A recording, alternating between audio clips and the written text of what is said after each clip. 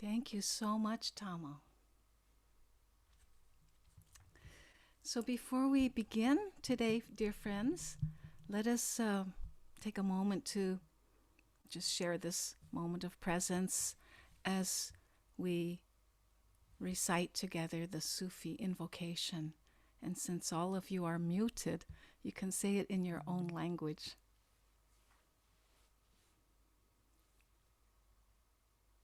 Toward the One, the perfection of love, harmony, and beauty, the only being, united with all the illuminated souls who form the embodiment of the Master, the Spirit of guidance.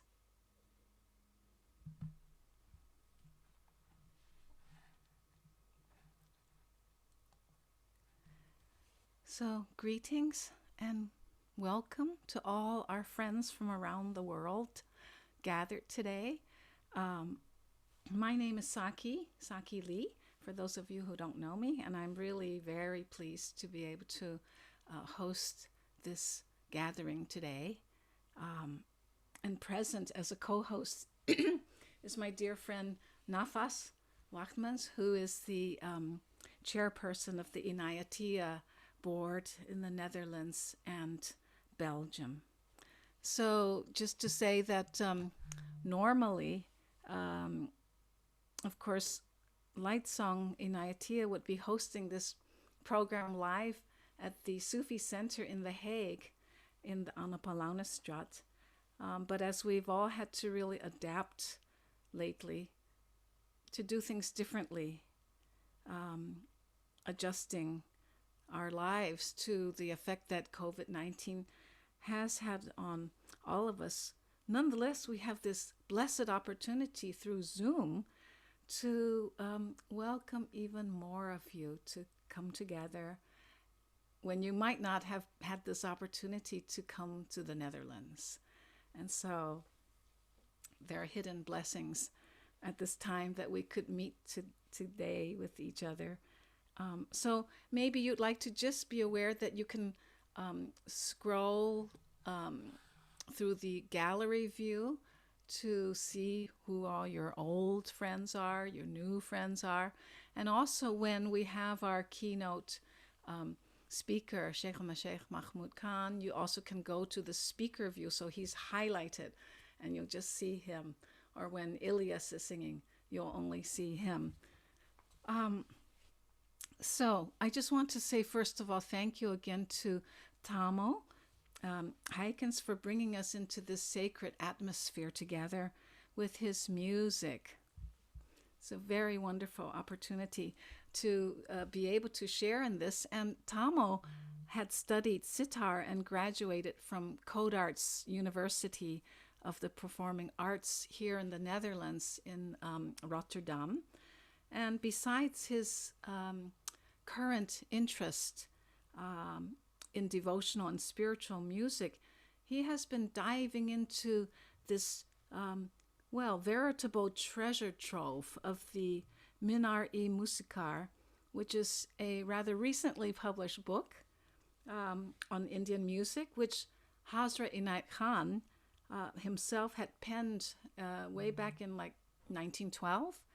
And that was during his stay in Hyderabad in India. And, Tammo has been studying, of course, some of those early original compositions, and he played one for us just now. So that's really wonderful that we have this resurrection, this renewal of this music that hasn't been maybe so well known to us up until now. So I want to again thank you, Tammo, for just giving us a whiff of this music's perfume, just to whet our appetites for more. So I want to just say that Nafas will be writing down Tammo's website in the chat box for all of you if you want to contact him or see more of what he does, or just learn more about his work. Okay, so he'll be typing it in, and you know how to find the chat box, huh? It's underneath your screen. You'll see something that says chat. So when you click on that, you'll see when we put notices there today. Okay, so now I would like to introduce another dear friend, and that's Ilyas Nadjafi, who will be singing a ghazal based on the poetry of Hafez for us. And Ilyas is from Kabul, Afghanistan, and he also graduated from Codarts University of the Performing Arts. It's a world music school in Rotterdam with honors, and he specialized in classical Indian music, in particular Drupad style. Even now, actually, Ilyas is continuing his studies, continuing his master's degree program there with the Khayal style of classical Indian singing. But he has actually won many hearts over through all the many performances that he's graced us with, and not only at the Sufi Center but at various venues, including the Sufi Festival, and not only with Drupad but also with his renditions of Sufi Qawwali music, which has been very uplifting, as well as the Persian ghazals. The Persian ghazals are the musical renditions of mystical love poetry. So with this, I would like to give this over to you now, Ilyas, and maybe you would like to just share a hint of what it is you're singing about as you introduce your songs to us. So you have to unmute. Thank you. Hello, everyone. Good evening. Good afternoon. I will sing a ghazal of poet Hafez Shirazi. This poetry is about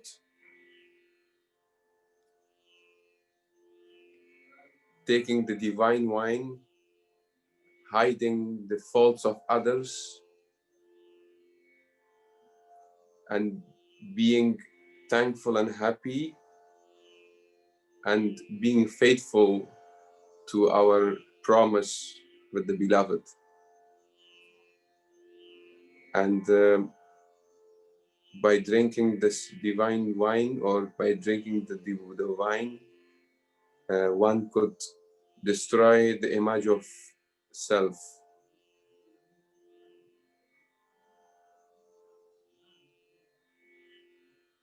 That was a little bit of the meaning that this ghazal contains, but it's a very beautiful ghazal, and it has a lot more to convey.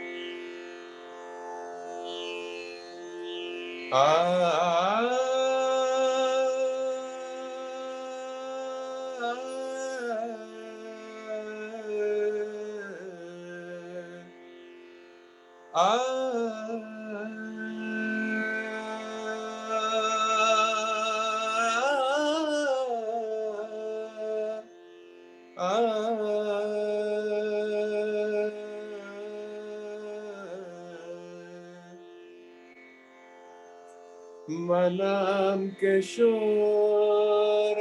شب رم به عشق ورزیدن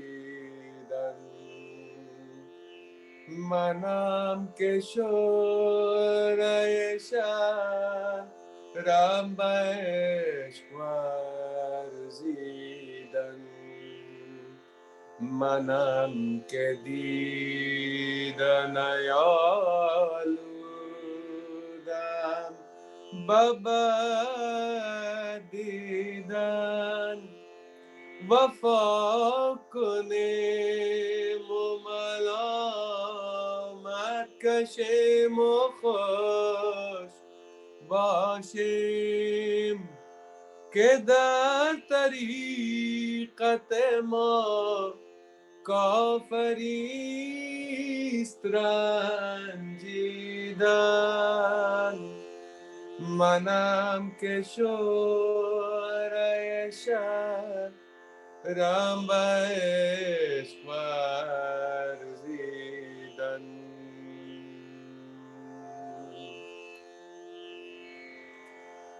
با پیر می کده گفتم که چیست راه نجات بخواست جام می و گفت ای پوشیدن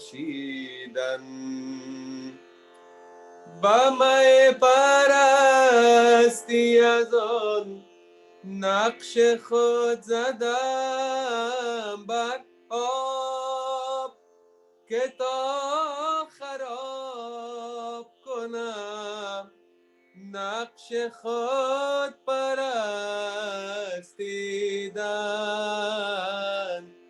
منم که شوره شب رم به عشق ورزیدن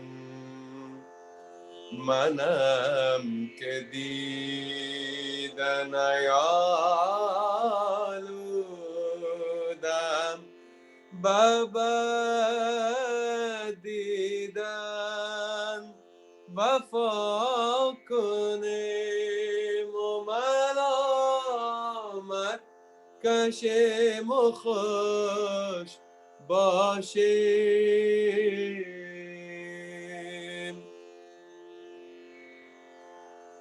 اینان به می کده خواهیم رفت زین مجلس که وعظ به عملان واجب است نشنیدن مبوز جز لب ساقی و جام می حافظ که دست زود فرو شان خطاست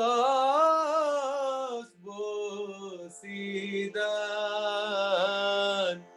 منم که شوره شب رم به عشق ورزیدن منم که دیدن یالودم بابا دیدن وفا کنیم و ملامت نجم و خوش باشیم که در طریقت ما کافریست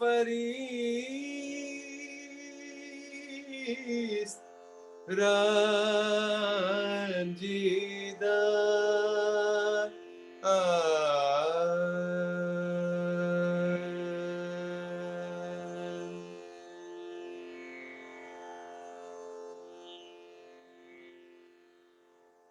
Thank you very much.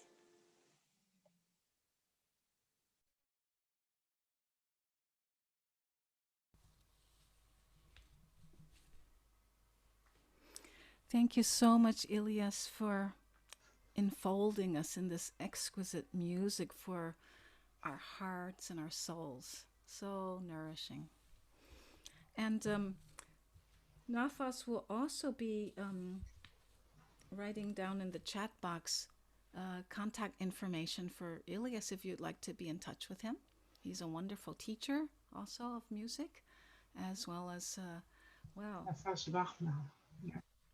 so it's in the chat box, yeah. So everyone should be muted,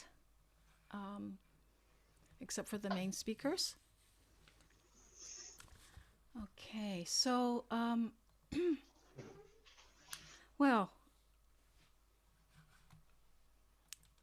now I have the great honor to introduce you to our guest speaker, Shaikh Mahmood Khan, who will be speaking to us on the theme that's so relevant for us all in this time, spirituality in times of crises and challenge. So we're so pleased to see so many of you from around the world gathered here who are especially keen to spend some precious moments together with Shaikh al-Mashayikh. It's really very heartwarming. And of course, most of you know him. Most of you know that he's the son of Shaikh al-Mashayikh Mahmood Khan, and one of the companions, the brothers of Pure Murshid Hazrat Inayat Khan. So really, Shaikh al-Mashayikh Mahmood embodies and continues to carry this Sufi lineage to seekers and students throughout our world, through his teachings, through his presence. And just recently, having turned the ripe age of 93, you'll see how he still embodies this sprightly exuberance, a brilliant mind, much wisdom and experiential knowledge. So we're really very, very pleased that he's come to join us today. It's such a blessing, such a privilege. And at the end of his talk today, he'll be able to answer a few questions. And I would like to invite you to write your question down in the chat box so that we'll see it and then we can choose some of them. And of course, we'll also be providing a contact address later for you if you want to be in touch with him for other questions or comments or contacts. So we're very privileged to welcome you, Shaikh al-Mashayikh. A very, very warm welcome from all of us. And I'll now turn this over to you so you can unmute yourself and I'll mute myself.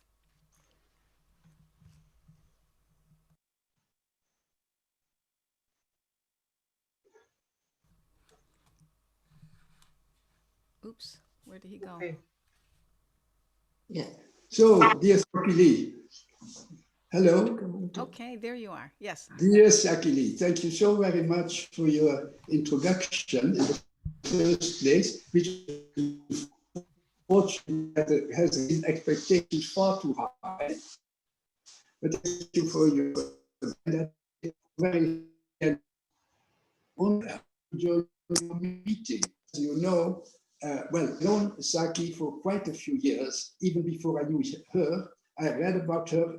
She had a great reputation in the Sufi Order International. And then she had that excellent idea to settle in Holland through marriage to another of our fellow Mourids, Sepko de Boer, who himself is a wonderful writer on, in Dutch on the different Persian Sufi poets. So it's a wonderful couple to be in touch with. And in the course of time, this custom kind of spontaneously developed that during these autumn meetings, which Saki organized at The Hague in the Annapolonenstraat, I would be invited also and try to contribute something to those wonderful meetings which he held. Zal ik ook eens kijken hoe het is zonder dit? Ja. Hello?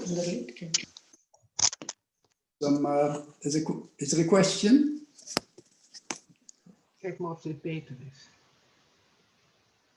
Somebody needs to mute themselves, please. Is somebody who is called It's Anna. Anna, it's Latifa and Akbar. Please mute yourselves so that we can hear. And also Samir and Jalal, please mute yourselves so we could No, hear. it's not Latifa. It is somebody else who is called Anna. Oh, okay. Yeah, me. I'm Anna as well. Okay, please mute yourself so that we can hear Sheikh and Shaikh. Because when there's other people who have their microphones on, I'm sorry to say, it kind of disturbs the sound quality. Oh. So everybody needs to mute yourself. Find the mute button in the upper right-hand corner, usually, of your own screen, please.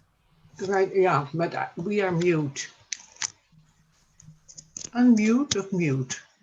To mute, please. Mute.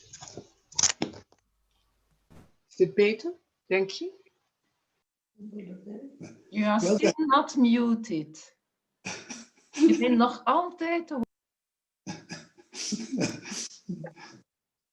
Nu is het in orde.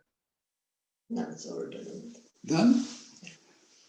Well then, let me repeat my most cordial thanks for this invitation. As I say, it is an established tradition as it was in the Annapolonenstraat, but part it is also very new.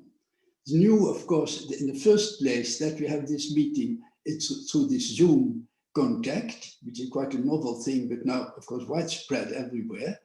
And well, that has its own advantages, naturally. So this is a wonderful new development. There's another new development, I should say, which is inherent in the subject which has been set for today, because that deals with essentially the social element, and that has not been a frequent subject in our Sufi community for different reasons. And of course, once you deal with social issues, then of course, inevitably you will have very different meetings, very different opinions, also within our own Sufi community and also in relation to the outside world.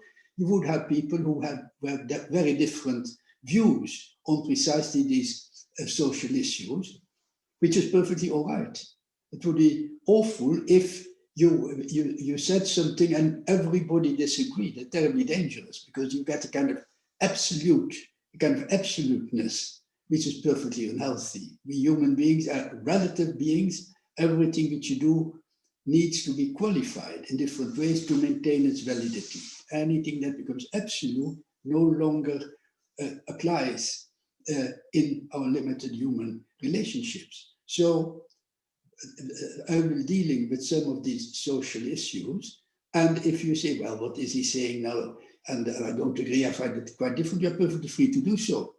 Mystics do need to be kept on the tops of their toes. And generally, they're very good amongst one another to do so. And that is necessary.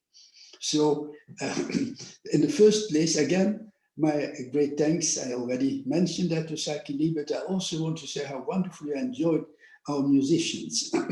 Mr. Nadjafi, who gave that Persian song of Hafiz, and then, of course, Mr. Tammo Heikens, who gave that wonderful Indian sitar presentation. The wonderful thing is that through this music, we again approach to the closest traditions of Hazrat Inayat Khan himself. Because from a certain point of view, it might be argued that all Hazrat Inayat Khan's Sufism, in a sense, grew out of his music. That linkage of music and mysticism was really an essential linkage. And well, that's another subject, and need not enter into that now more generally.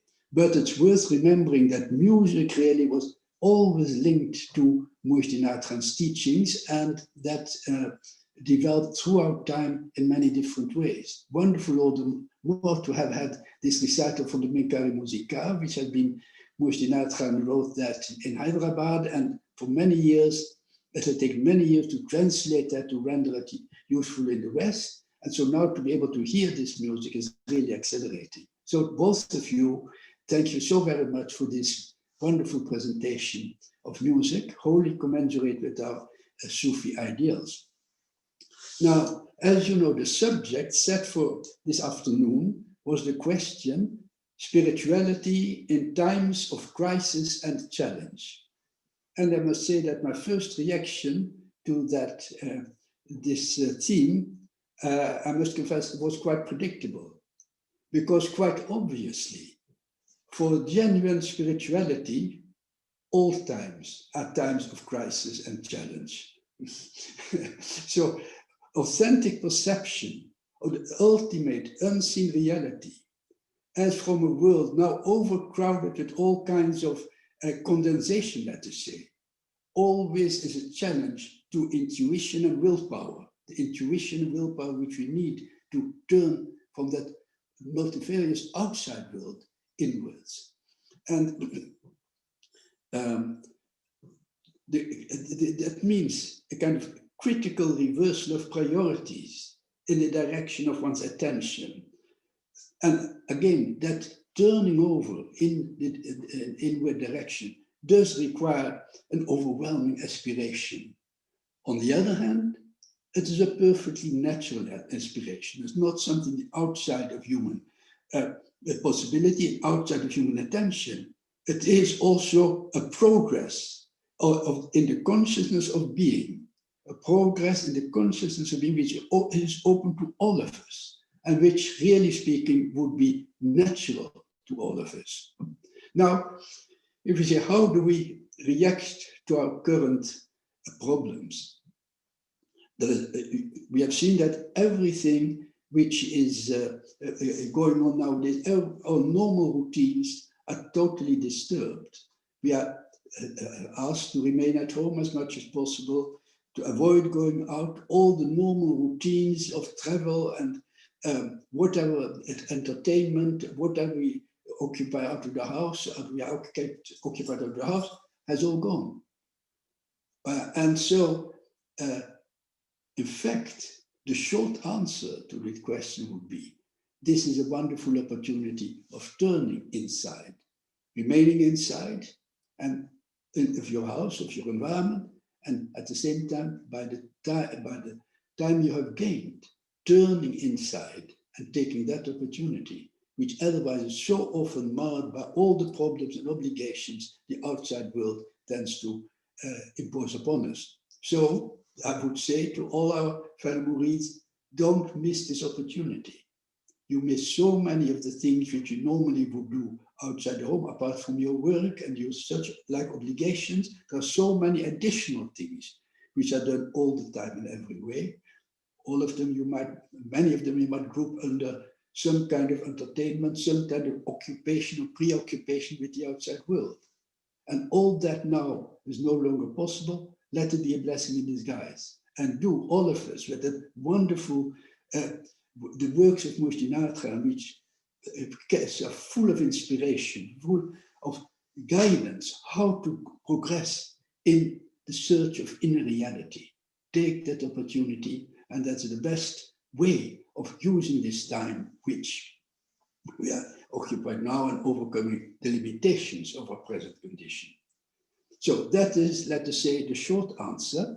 And I hope at the end of my talk to read to you a passage of Muhyiddin Khan, which again carries that further inspiration of that inward exploration of life.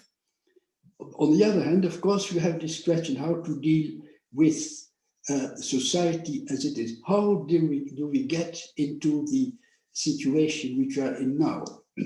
Because there is very often, and you know that because it has been discussed by many people, this condition of this pandemic reminds one very much of the condition of the Second World War, especially, I should say, in the occupied territories of Europe involved in that war.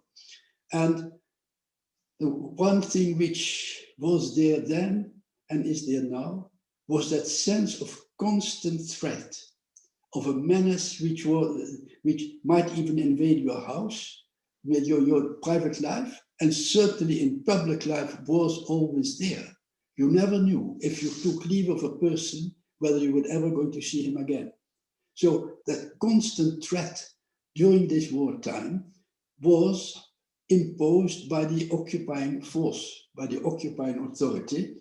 And so all the menace actually came from the state organs, from the occupying forces.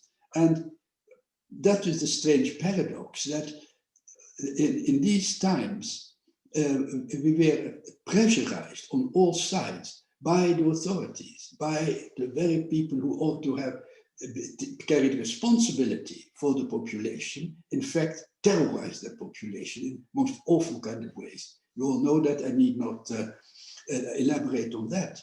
But I would mark the contrast which happens today.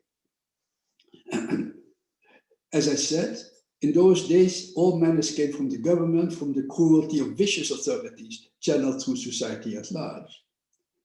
Today, governments and their representatives everywhere amongst us do all they can to cope with the crisis for the sake of all of us.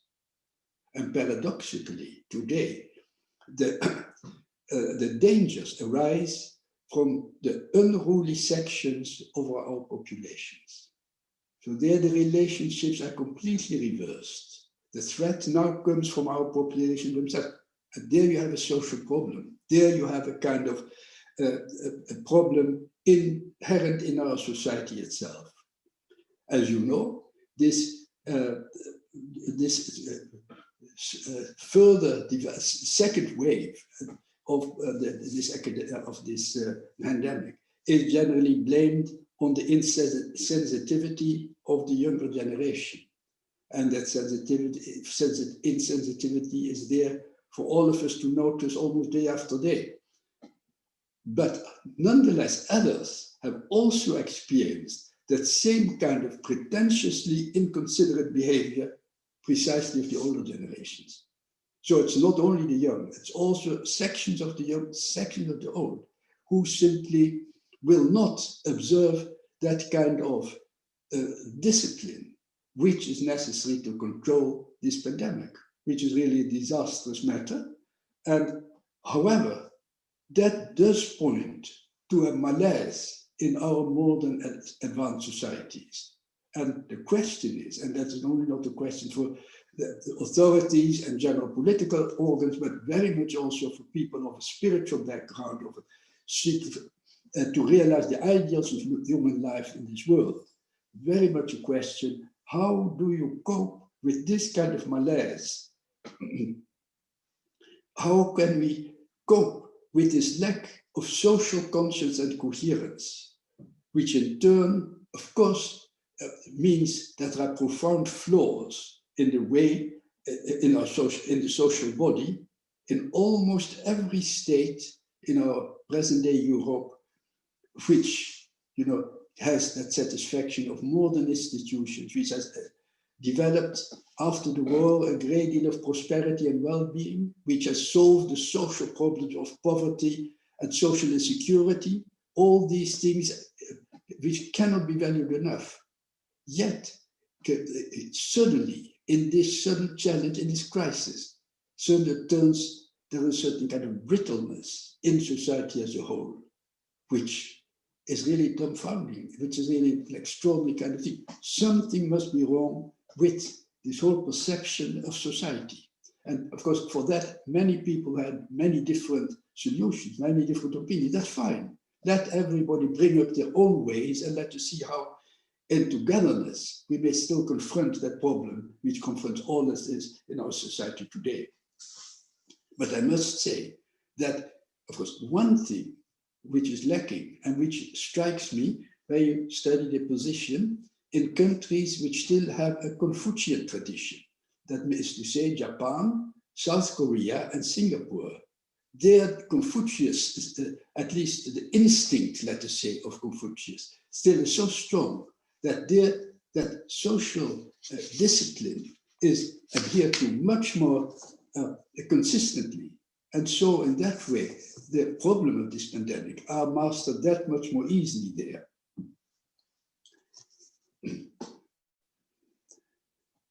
So this is the serious inadequacy of our modern Western societies, that which is our idealistic and visionary groups, like our own Sufism, will have to face these kind of problems if we have to communicate as we do need to with the outside world, with social society, social reality as a whole. On the other hand, when you say, well, all right, what is the solution for these problems, this malaise in the population as a whole, that inability to take responsibility and rather to insist on purely egoistic kind of expansiveness, which ought not to be there, then of course you can say that there is no solution for that in the short term. In the short term, what we can do, as I already said, all of you Sufi Murids who find themselves in restrictions in the outside world, take this opportunity of turning inside, turning into your inner being. Very often in society in general, you hear it year after year, people are too busy, too preoccupied, too many obligations, everything. They just cannot find time for their inner meditative life. No, it requires only little willpower to take that time, to appropriate that time. And I think that for this moment is the best solution one can find. Don't miss that opportunity. Now, on the other hand, of course, I'm reminded here that when Mahmoud Khan started in America, in California, he came there, gave lectures on music, and related that music to spiritual life. Because as you know, in India, like everything else, also music in the highest possible degree as being the most abstract of the arts, always related to spiritual life. And as you know, the Indian instruments all relate to the different gods and goddesses and saints, etc. Shiva, who invented the Veena, Saraswati, who invented another type of Veena, the southern one, Krishna with his flute. So music in itself has, in the Hindu tradition, that great spiritual tradition. So Mahmoud Khan, when he gave his lectures in California, he of course discussed music before playing his music. He tried to explain it in a technical way, but he always related that the spiritual dimension of music directly to in connection with it. And so in that way, Sufism became the dominant interest, because people could be more interested in Sufism and what they could learn from it than from Indian music. It's fortunate today that is reversed, that even in Rotterdam, as we heard with our musicians, it's possible to study Indian and Persian music. But that was not the case in those days. It was a very novel kind of sound which people could not relate to. But the instruction of Sufism, that of course was very much there. So as I said, for today, let us focus on that interiorization process, which is the essence of Sufism, to say that as far as the social dimension is concerned, we would like to offer solutions which would be relevant to in the immediate present, is almost like saying, you know, a person has broken his leg, and then wants to have health insurance. You know, that is a reverse. Things do take time. You have to have health insurance if you want to have your broken leg refunded. You can't turn that around. You can't first break your leg and that's, well, after all, I should take a health insurance. Maybe they can do something about my leg. It doesn't work that way. So, in other words, just in social bodies, in social relationships, it's always a long process of development. But the length of that time should not deceive us as to its effectiveness. Things grow gradually, things mature over time. We have seen that very much in our world after the war, with all kind of ideas and ideals from earlier periods, even from the 19th century ideologies, came to full fruition after the war, and maybe also developed to a certain standstill, to a certain amount of achievement, which then again, in a sense, lost its feet because achievement had already been accomplished, and still people would not let off of maintaining these values and ideals. So that is another problem we have to deal with. And there, of course, we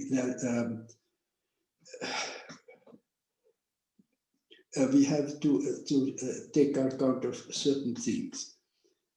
Sufism, as it developed in the different shapes of the Sufi movement, of the Sufi, the Sufi International has had a vaster outreach in many different ways, thanks to the activity of Pir Vilayat, and now, of course, mashallah, by Pir Zia, that has had a wide outreach in many different ways.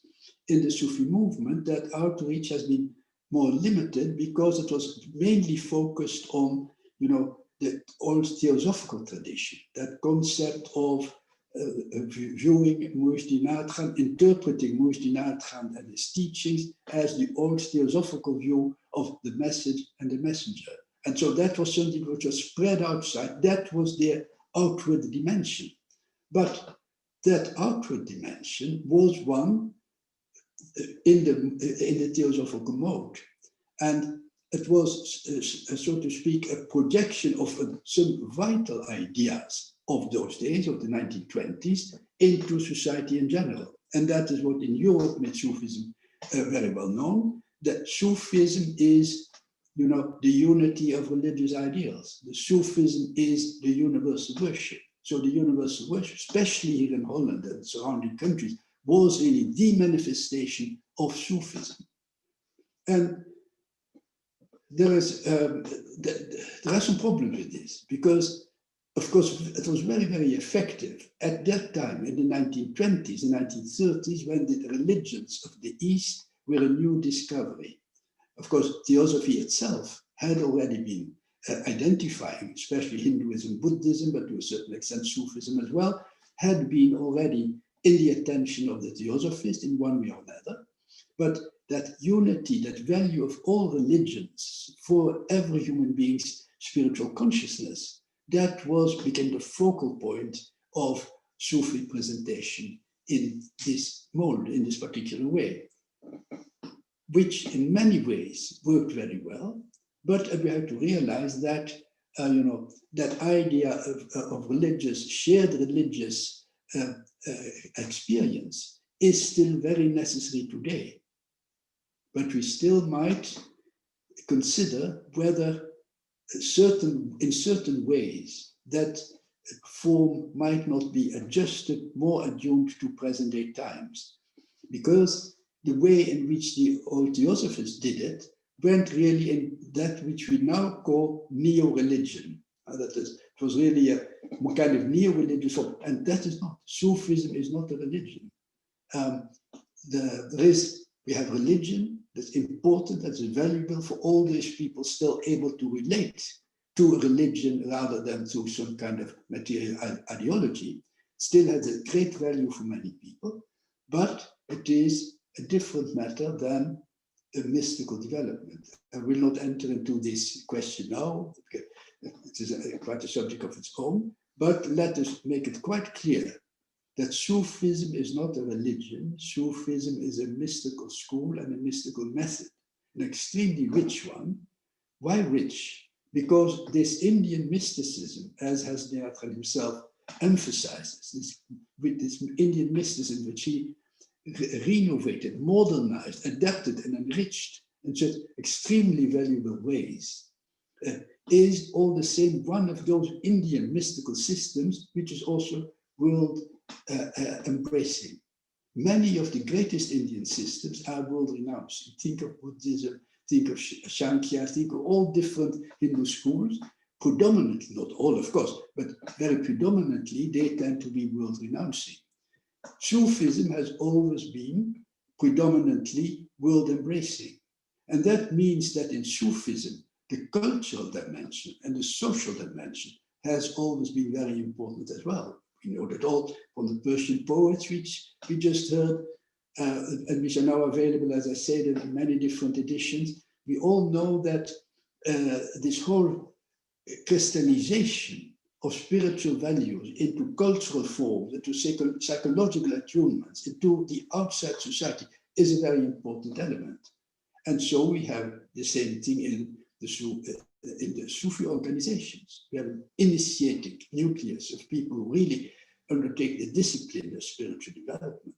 And we have a larger group of people who benefit from everything Sufism as a teaching has to offer.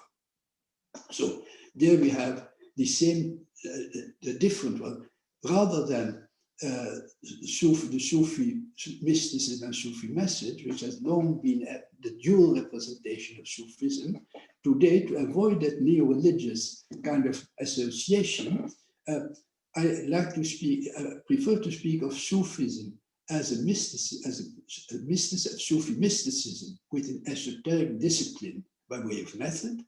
And in addition to that, thanks to Mahmood Khan's enormous enrichment of this whole field, a Sufi philosophy, a Sufi Weltanschauung, and a Sufi art of life. Now, here we have elements which would, that Weltanschauung and that art of life would precisely be the points of departure for us if we want to gain inspiration of how to cope with the outside world. But the strange thing is that in past years, I have occasionally, and the first thing I would say, precisely these type of works are not the ones which have received most attention in our Sufi community, not at all, I should say. In the second place, those people who have tried to go through these works often have said, well, you know, these notions of multinational, they were those of the 1920s and 1930s, they are not really applicable today. And if you say that, then you absolutely miss the point about these lectures, about these teachings. Let us say that such texts as the problem of the day, the solution of the problem of the day, and education, and Rasa Shastra, and moral culture. For all these works, you have sometimes hear people comment that to what extent are they attuned to our present day. But what the point that is missed is that Moshe does not give a kind of guidebook, a kind of handbook with rules and regulations which you have to follow. He gives an inspiring impulse as from his inner condition, as from his inner vision. He gives a very general perspective, a point of departure, a background, as from which others may derive those practical elements they find applicable in their lives. That is the attitude one has to take to them. And if you say, well, integrally, all that Inayat Khan says cannot be squeezed into the circumstances of today, that's not the point about them. Allow them to be, let them inspire you. Let them give you that inspiration, which then, in your particular situation, will crystallize into a practical way in which you can apply them in one way or another. So don't make this, this mistake. Open up yourself to these works and the ideals they represent, and as from there, find your way in how you can apply and what you can apply in your particular condition.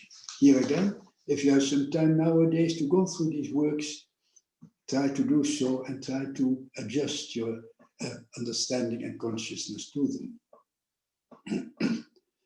Now,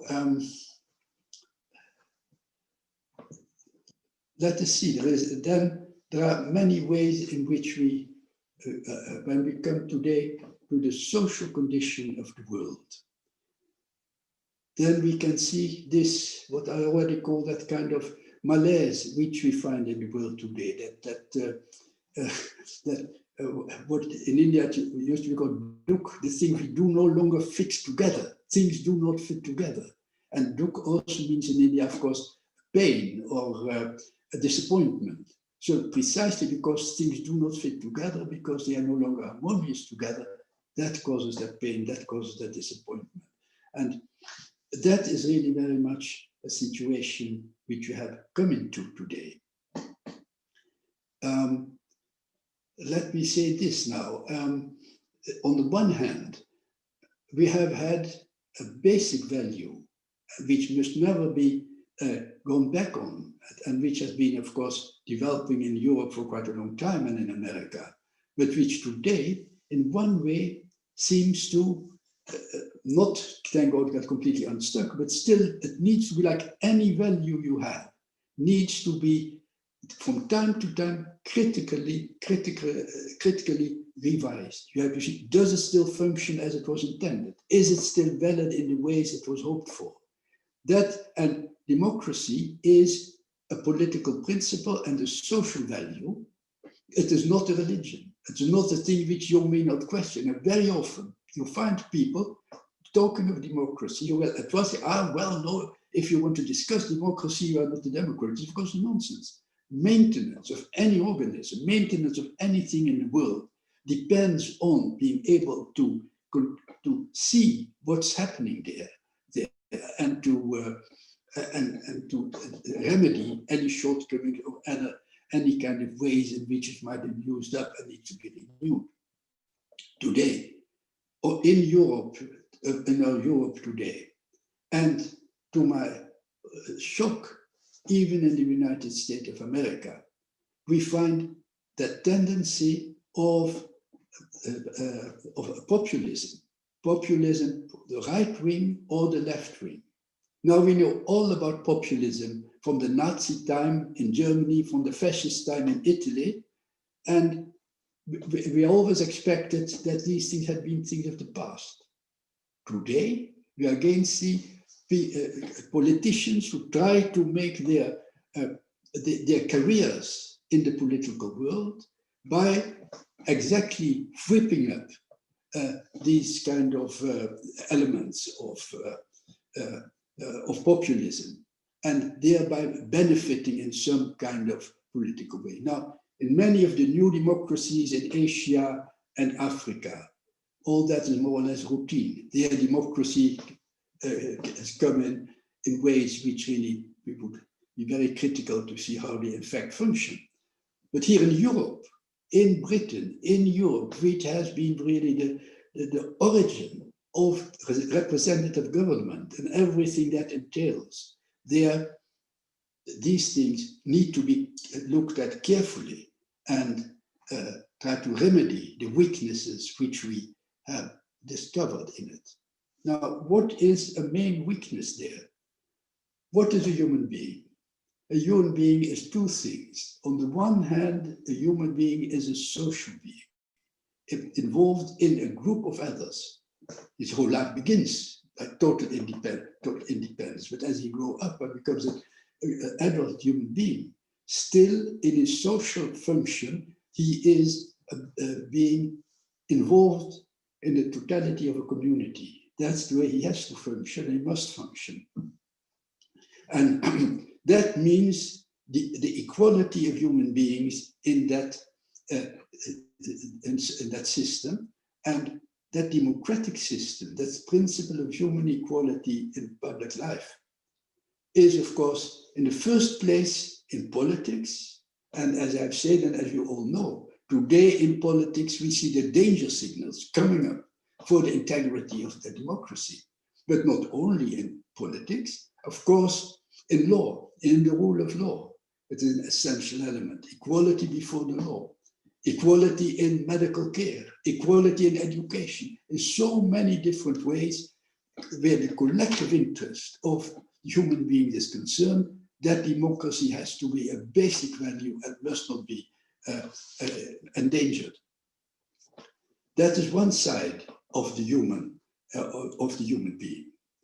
But the human being, important as he is, that he is and remains that social being, on the other hand, is also a person, an individual person. And there you have to make sure that, that as an individual, he has a certain cultivation, a certain personal cultivation. And that cultivation, because we speak of democracy, that personal breeding, that personal education as a personality, I would call aristocracy. And then don't think of layers, social layers of human beings and that kind of thing, that people dividing in different layers of stuff. No, aristocracy is that nobility of heart, which you find with people, and quite often with people of the lowest levels of education, the lowest levels of income, yet they may have that element in them. And very often you find young intellectuals at our universities which do not precisely have that. They might have a higher education, better expectations of life, and they do not have that because their democracy has become, is no longer a social principle, a political principle, it has become an article of the faith. But again, democracy, if you make it an absolute value, which has to also to be maintained in personal relationships, then you harden it into a rock. And what happens to anything you harden into a rock? It will fall into grit. It will simply dissolve in time. That we have in our Sufism, you all know these values. We have this, rhythms, Jalal, Jamal, and Kamal. And we all know that Kamal rhythm may turn out to be destructive. It may be perfect when the clock is on 12. It is destructive when the clock is on 5:30.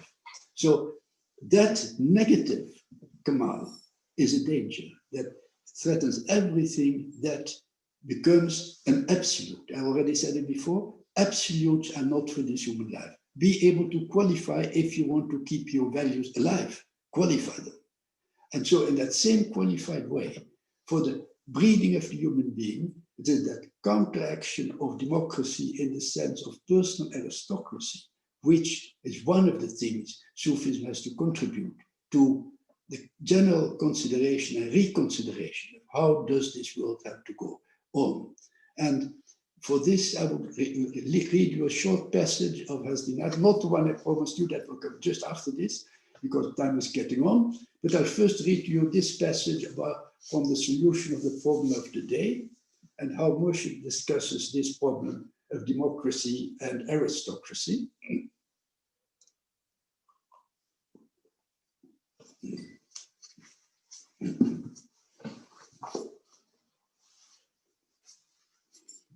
Moshe speaking, of course, in the 1920s, it speaks as follows. The difficulty has been the adjustment of the new idea of democracy to the foundation of aristocracy on which it was based. The outcome of this difficulty is felt now more than ever before. There seems to be confusion and chaos rather than understanding of how to live life to its best advantage. The reason is that the character of aristocracy and democracy is not generally understood from the point of view of the mystic. And as long as this lack of understanding remains, 1,000 democracies or aristocracies would always fail in the end. To some people, the word aristocracy, when not understood, often sounds very unpleasant. But the real aristocracy is not necessarily the picture of its abuse, of its degeneration. And what is democracy? Democracy is the fulfillment of aristocracy. In other words, democracy means complete aristocracy. But when democracy is sought without aristocracy having been understood, then democracy cannot be fully understood either, for then it is not complete. Man is born in this world ignorant of the kingdom which is within himself, And true aristocracy is in the attainment of that kingdom. That is to say, to recognize that kingdom in another person is aristocracy. And to see the possibility of that kingdom in oneself and to try to fulfill that ideal of life, is true democracy. Aristocracy means that one person is king. Democracy means that all are kings. But when a person does not know one king, he does not know all kings. What I mean to say by this is that we should realize that the object of life does not lie in revolting against something which is more advanced than ourselves. And by this revolt, pulling him down to our own level. That is not democracy. Real democracy means recognizing the possibility of advancing, just as others have done, trusting in that possibility and trying to advance to the same level as that of others. That is what Mercer says. That is, I think, a very useful point of departure if we want to, from our point of view, and in our little and modest way, try to tackle the problems which we have to of our social life today. However, I see time is running out, and I promised you still to read you one passage on which I'm pleaded for. Use this time for going inwards, to exploring your inner reality, your inner life. How does Moshe Nathan express that in one of his many lectures on this? And probably all of you will know this passage, but I'm in that case I'm happy to hear it once again. The mystic on the spiritual path perseveres in wiping out this false ego as much as he can, by meditation, by concentration, by prayer, by study, by everything he does.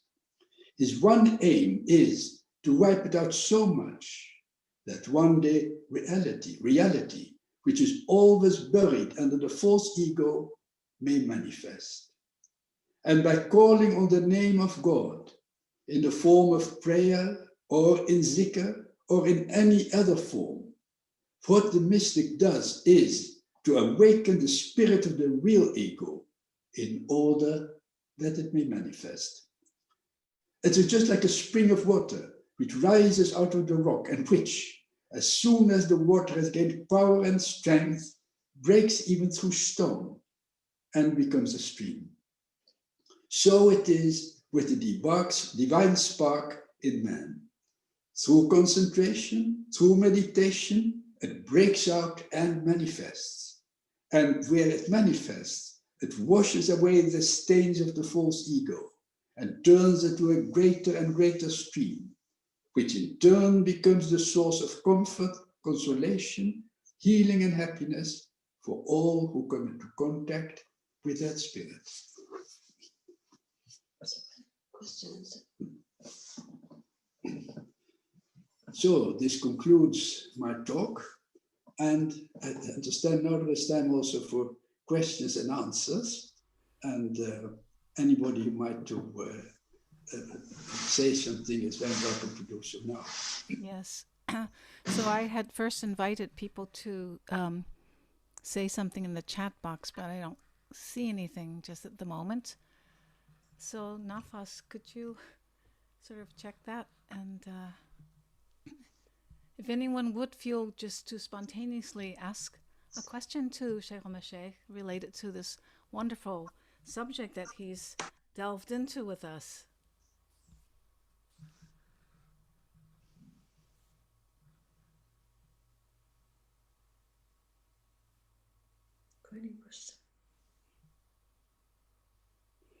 And if you would like to ask a question, please put yourself in the speaker's position so that we can see you. It may be that our fellow Murids have heard so many wonderful words of Hazrat Natjafi himself that they only have a need to continue contemplating them and interiorizing them, which is fine, which is the best thing we can possibly do at this moment.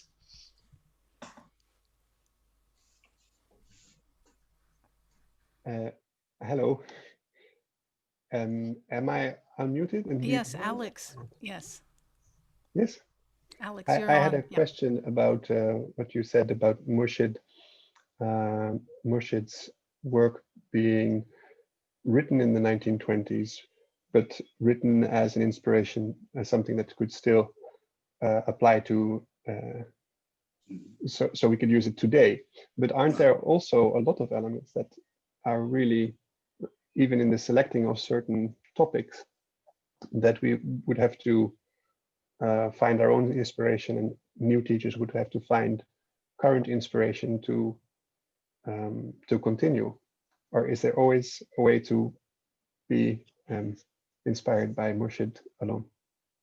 Well, there is always, in the first place, this difference. You see, in the people in the 20s, sometimes at an almost astonishing way of taking Murshid's teaching as textbooks. Yeah, so Murshid says this here, so we must do that.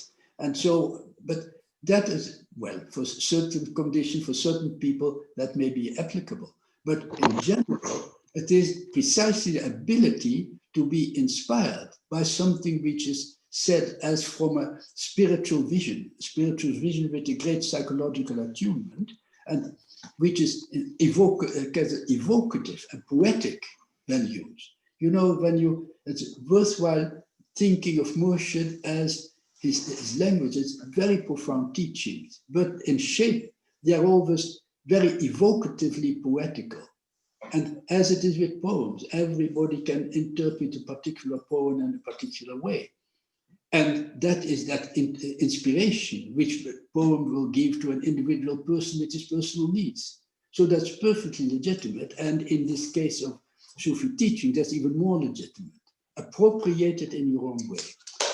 Another thing which, in this context, I would like to say, especially when you read Murshid Khan's lectures. By the way, he never wrote really. He always gave lectures and they were noted down and by secretaries and subsequently published. But shorthand.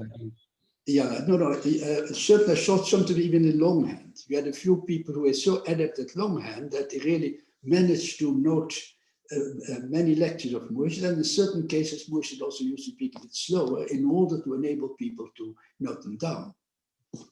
But you see, let me just go back to that famous theosophical. I'm always criticizing that theosophical approach, and I must admit they are the best friends, the most agreeable people, the most kind of civilized fellow men you can possibly find. I like them very much. Only their interpretation of Murshid as the world messenger and the Sufi and the world message was flawed, in my view, might have been applicable in the 1920s in their particular group of people. And for them, that was the fulfillment. But those theosophists are no longer there. They are still there, but not with these kind of notions. And that presentation of Murshid as a messenger and a messenger, in other words, as a kind of neo-religious appearance, tends to complicate, not to say to obscure, both the nature of his teachings and the way in which he deals with subjects. The way, you do not think of him as a world messenger and a world teacher and all that kind of thing. You know, the Theosophists had this idea of the Messiah, of course, and then, of course, there's the avatars in Hinduism, which always reincarnated all the time. And so they linked up to that kind of idea. But, and there again, you can relate to Hinduism as well as to Indian Sufism. The most useful way of seeing Murshid is precisely as that deeply philosophical, deeply mystical spirit of an illuminated soul sitting there somewhere with a circle of disciples, chelas, as they say, or murids, as they are called, among them. And he's speaking day after day, as things would be in India, almost every day continuously with that group of people, just in a very informal way, in a very familiar way. The one way which one time may be highly poetical, may be highly evocative, and on the other may suddenly turn to something very kind of everyday kind of anecdote or everyday kind of event, something very familiar kind of thing, sometimes just allusions to one or another incidental fact. And that tends to put people off. People don't understand how, because Murshid giving his lectures not in that circle of murids, but standing on the platform and lecturing in a modern way, never gave up precisely that character of his work. He always remained the guru with the chelas, the Murshid and the murids around him in a circle, and day after day continuing that conversation with them. And that, I think, is the most helpful way, but also the most inspiring way of understanding Murshid Natran's method of teaching, and thereby also absorbing what Murshid really meant when he said what he said.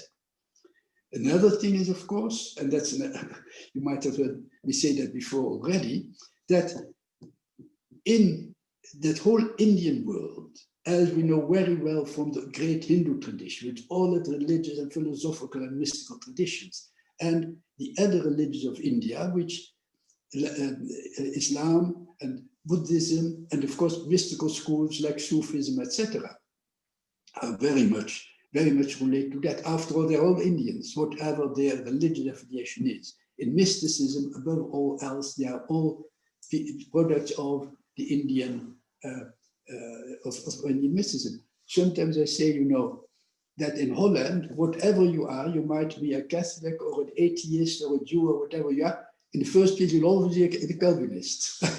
And in India, whatever you are, a Muslim or a Buddhist or a Jain or a Sikh or whatever you are, you're always in the first place a Hindu. So what is that culture of that Hindu tradition? That is great depth, very profound, extremely one of the greatest traditions of philosophical and spiritual life in the world, or if not the very greatest. But at the same time, the surface is playful. The surface is playful, the surface is humorous.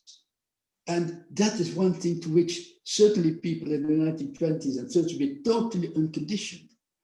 Immediately under the surface of Murshid's work, often you find a bit of humor, and people don't identify it because they could not think that a person of such profound vision, of such depth and brilliance of spiritual enunciation could possibly be witty, could possibly be humorous. But Murshid himself was, as he could be defined by his own expression of the dancing soul. He was that dancing soul. He had that brilliant dimension to him, and that expressed itself in these ways as well. And very often people don't identify it. If you don't identify it, it would be less enjoyable to read his works.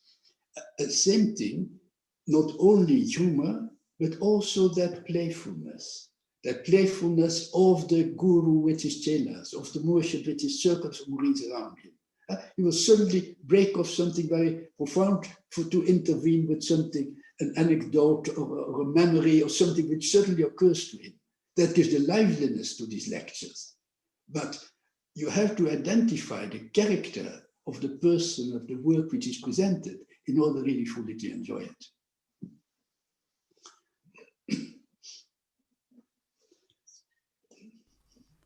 Does that more or less cover your question? Have I answered your question, or have I just talked around it?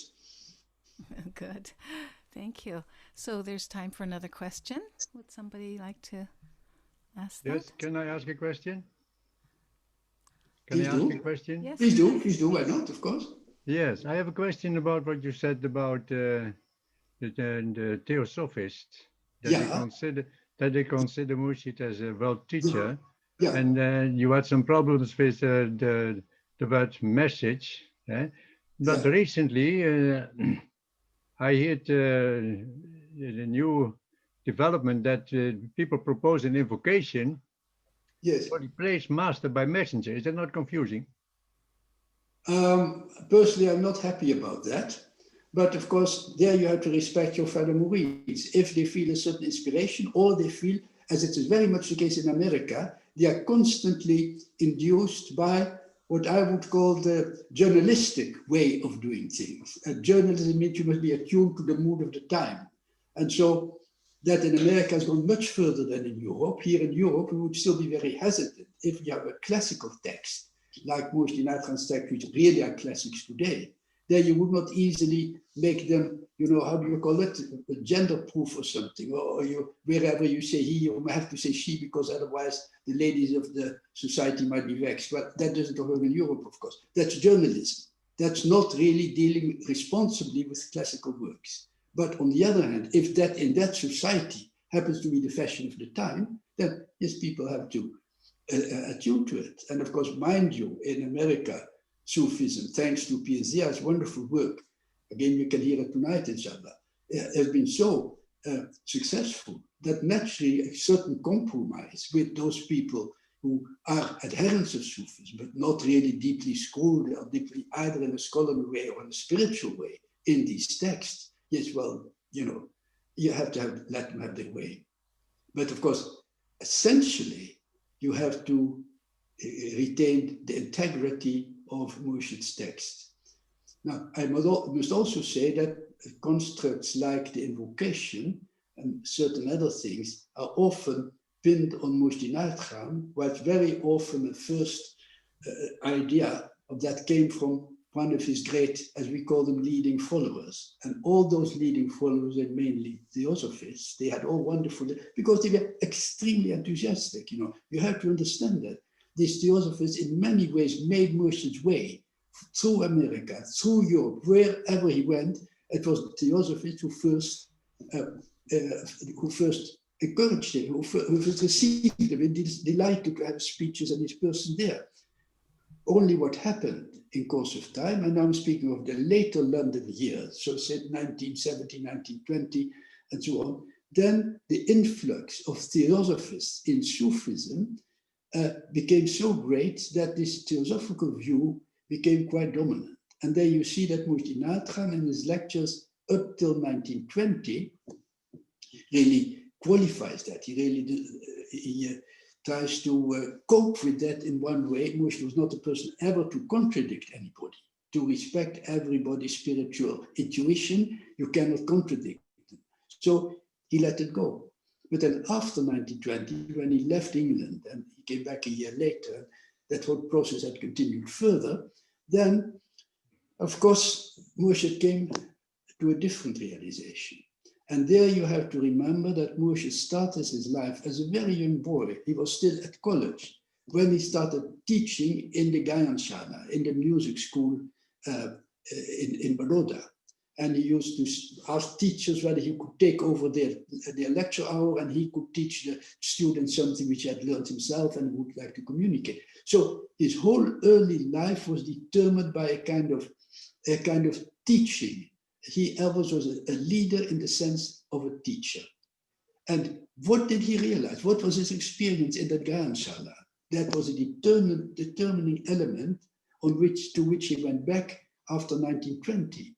Which was that these young students, they came to learn music, but they could not in one go learn that very classical Indian music of which Murshid and his family, his father, his grandfather, were the great masters. His father was a great Drupad master. His grandfather was the genius of Carnatic music, of Southern music. Now, those classical songs, which are really marvelous and really the fulfillment of the Indian classical musical tradition, those were not things he could start learning these beginning students. He had to give them simple melodies. He had to give them things which we call the Gayanshala repertoire. And there are all kinds of books written by Mollebachs, by his sons, by Hassan Khan, exactly as textbook for this Gayanshala teaching. So then he said, well, this theosophy, the only way the theosophists can understand, can find some spiritual fulfillment is in that belief, in that avataric belief, the avatar which comes back all the time, etc. And so if that is their way of fulfillment, let them have it. And so you can see in all Murshid's work, and it's a very interesting thing, despite some overlapping, there is, of course, at once you at once can notice when Murshid is speaking to his theosophic listeners, followers, and when he is speaking about the things which really interest himself, which are a very different matter and which are absolutely nothing to do with any kind of Sufi message or anything of the kind. So this dualism was, as most dualisms tend to be, a very fertile one, because it stimulated everybody in having found a particular fulfillment in Sufism and only testifying so to the rich potential of Sufism as a whole. Then again, for instance, this whole in the early days, you find when the theosophists start speaking about the message, then they mean that in that kind of neo-religious sense, which had to be justified by that unity of the universal version of unity of religious ideals. But at the same time, Murshid had quite a different gloss to it. He first said that the message in the sense of prophetic kind of dispensation had ended. And why had it ended? Because in the modern time, with people with the modern education, with the modern outlook, very advanced compared to the older societies, now all of them should be able to feel that element of divine message, to discover that element of divine message within themselves. There was no longer need for any prophetic dispensation because human beings were able to find themselves. In other words, he said, after this whole religious tradition, now it is mysticism which is likely to fulfill people's lives. So he had a different interpretation of that point of the message, as his theosophists who were still wanting to present something in the outside world as a kind of glorious new phenomenon. And then also he went on in a later stage of, emphasizing that if there is a kind of divine dispensation, now you can think in terms of avatars who always incarnate. In Hinduism, it's not only the very great avatars, but also the illuminated guru, the person whom you adopt as your guru, to you is a representative of the divine illumination, which is what you seek. So for the traditional Hindu, the great inspirer is already a devta, is already something carrying that unseen divine element in him. And so Murshid goes on to say that there have been very different elements, manifestations rather, of that divine illumination. You have the divine man, you have the prophetic personality, and so you have five different categories of people who represent that divine message in human form, in human speech. And then he said, of all these, four are terminated. And the only one which still remains is the fifth one. And the fifth element of the divine transmission, illumination and transmission is that of the teacher. No longer the avatar, didn't speak for Hinduism, of course, but anyway, no longer the divine man, no longer the prophetic personality, no longer, that has all been.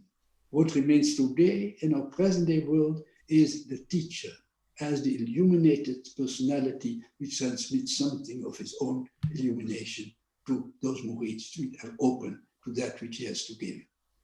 So that is pretty definite and pretty different from what the theosophical followers hoped and expected, but it is there. Thank you very much. That's such an enlightening explanation of the question that was asked. And I think we're coming towards the end of our time, but there was just a short question to you, Shaikh mashikh, from Kainat from America, who wondered what the second source was from Murshid, I think, which you read from. Oh, that was volume 10 of the Palland edition.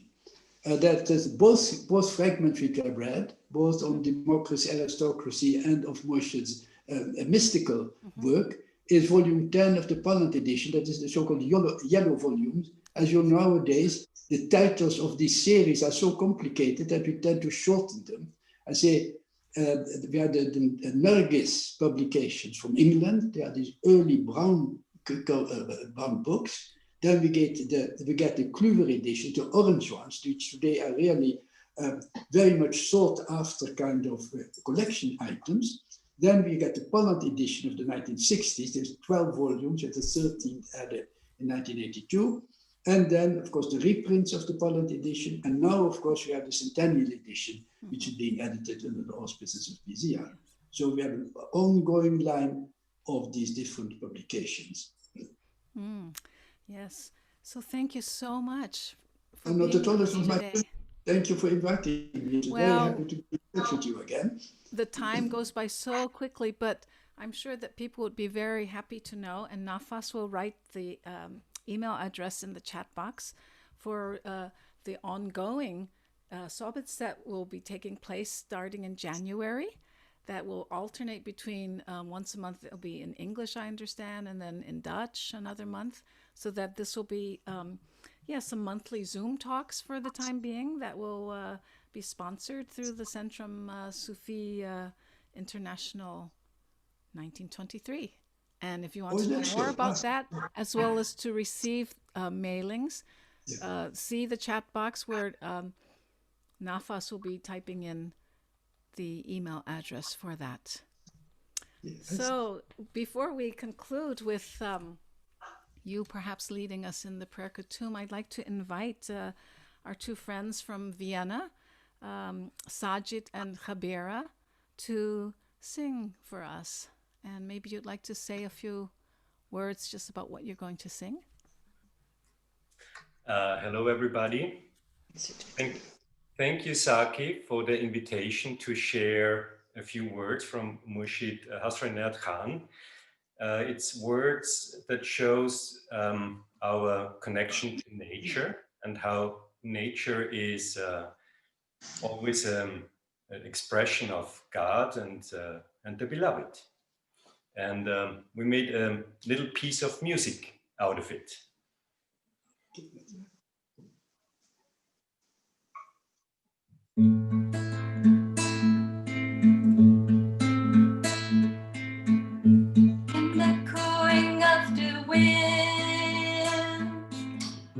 In the roaring of the sea, in the crashing of the thunder, beloved, I see thee weep and hear thy cry.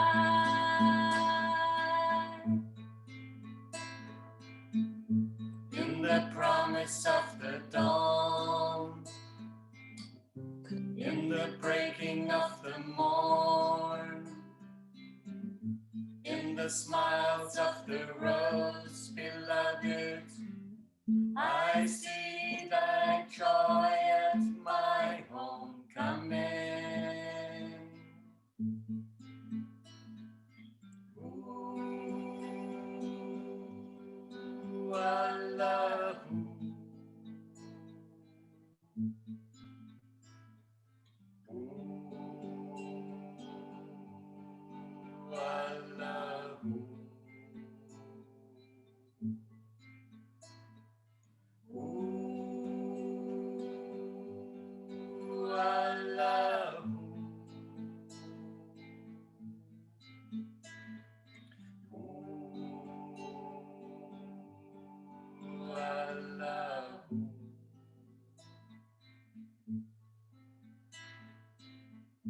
In the swinging of the branches, in the flying of the birds, in the running of the water, beloved, I see thy waving hand bidding me goodbye.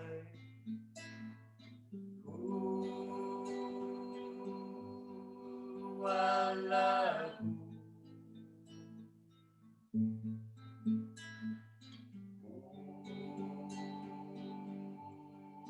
Ooh, Allahu.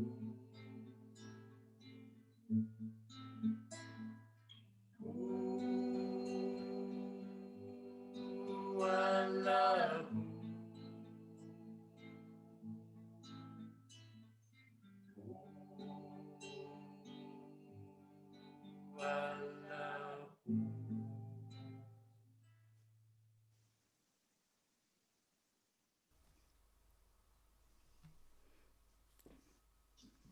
Thank you for this sweetness, Khabira.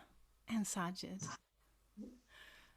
So Nafas, would you like to make a few announcements? Well, first of all, can everyone hear me? Yeah. I would like to thank Shaikh and Shaikh Mahmood for his lecture. And the musicians, also Tammo, Ilyas, and Khabira and Sajid, thank you very much. In the chat box, I will put the way of, you can see it now, hopefully, for the Music of Life programs. If you want to donate, there are a few ways you can do that. So, was there anything else, Saki? I also want to thank Rashida for all the answering of the 150 emails to give everybody the link. Thank you so much for doing that. It took a lot of concentration. Yes. Thank you very much. Thank you also, Nafas, for helping us with the, taking care of all these practical things. So let us stay connected together, heart to heart, and just know that we'll be meeting again. And there will be also the monthly meetings on Zoom with Shaikh Mahmood. And so look in your chat box, and if you somehow forget or you lose the email, you can always write to us at lightsong@gmail.com. That's very easy to remember. And then you will also be directed there. Okay. So thank you so much, everyone. I wish you all well and be safe until we meet again. See you one another hopefully again tonight at Piazias. Yes, also for those who would like to log on. That's true. Okay. All blessings, everyone. Bye. Bye now. Thank God, thank God, thank God.